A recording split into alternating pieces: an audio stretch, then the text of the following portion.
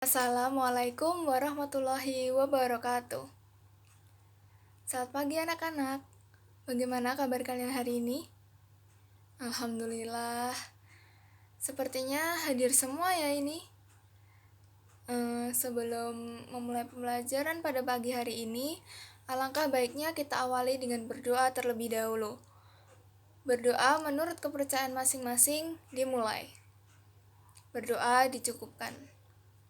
Untuk selanjutnya, setelah pertemuan minggu kemarin Ibu sudah membahas sedikit mengenai pengertian teks deskripsi, hari ini Ibu akan melanjutkan materi mengenai ciri-ciri, struktur, jenis, dan kaidah kebahasaan yang terdapat dalam teks deskripsi. Dan dalam pelajaran hari ini, manfaat yang akan kalian dapatkan yaitu 1. Kalian dapat memberitahukan tentang keadaan atau memberitahukan sesuatu lebih detail.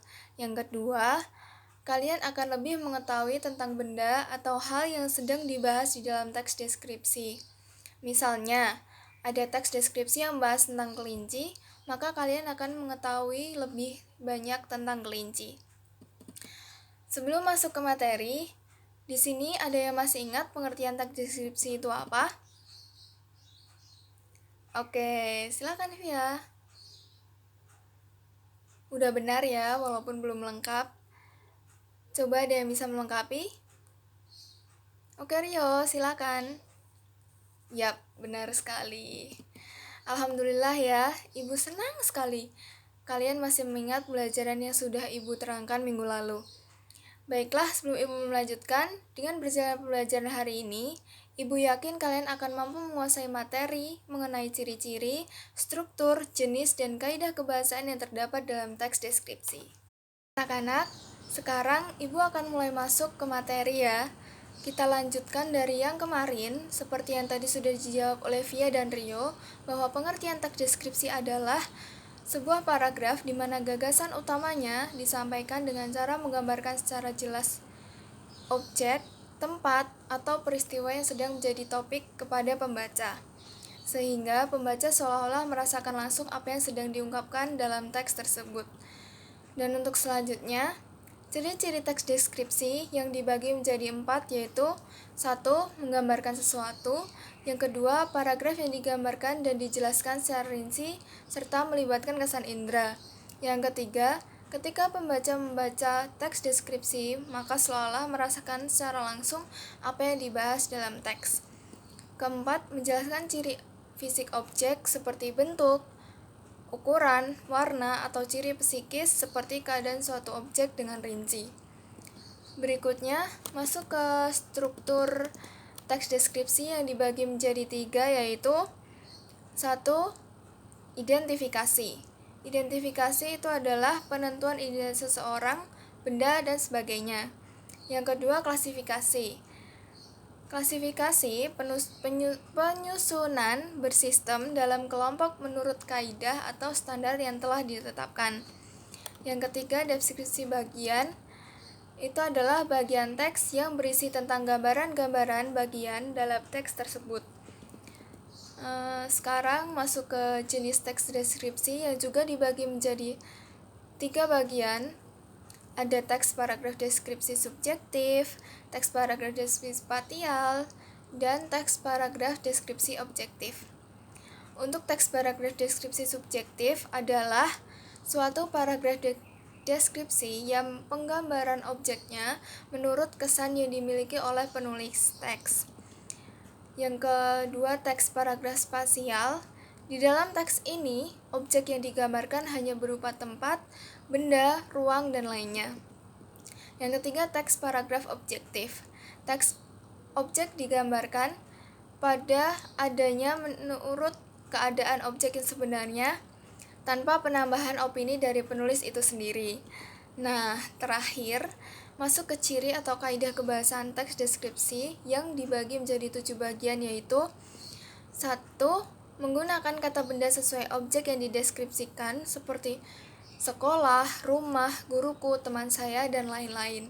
Yang kedua, menggunakan frasa yang mengandung kata benda. Contohnya yaitu beliau adalah seorang kepala sekolah yang rendah hati. Yang ketiga, mengandung kata sifat yang bersifat menggambarkan, seperti satu siswa rajin, 2 kaos kaki putih, dan lain-lain.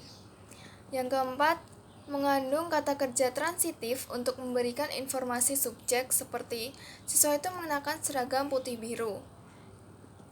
5. Mengandung kata kerja atau perasaan pendapat dengan tujuan mengungkapkan pandangan pribadi penulis mengenai subjek seperti saya pikir itu adalah kucing cerdas, saya yakin buku itu murah, dan lain sebagainya.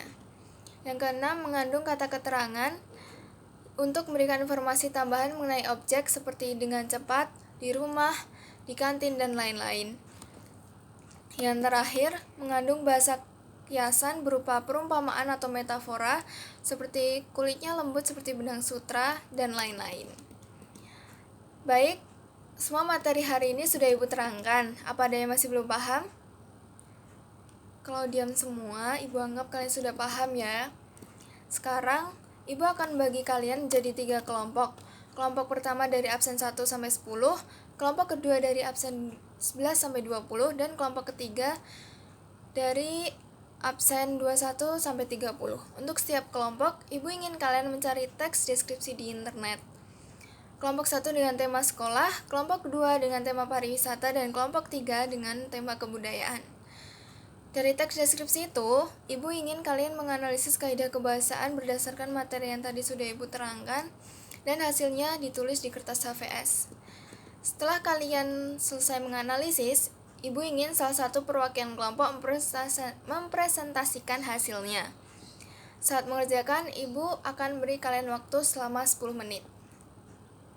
Baik anak-anak, waktu mengerjakan sudah habis ya. Silakan satu orang perwakilan kelompok untuk mempresentasikan hasil kerja kelompok kalian. Baik, dari semua materi yang tadi sudah Ibu sampaikan, adakah yang ingin ditanyakan? Oke, Jian, mau bertanya apa? Baik, pertanyaan yang bagus. Jadi, paragraf deskripsi spasial adalah paragraf deskripsi yang pengembangan paragrafnya didasarkan atas ruang dan waktu. Artinya, dalam paragraf ini, si penulis menjelaskan suatu ruangan dari berbagai penjuru, luar, dalam, atau atas, bawah.